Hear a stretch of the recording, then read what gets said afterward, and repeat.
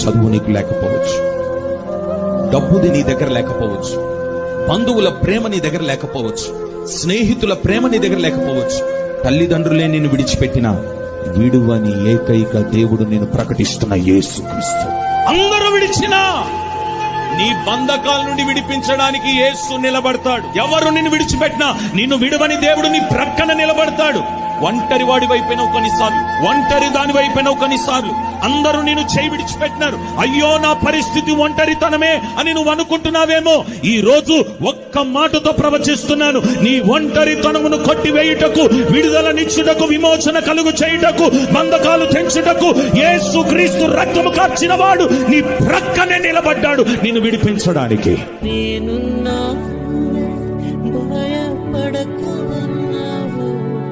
నేనంటే నీకు ఇంత ప్రేమ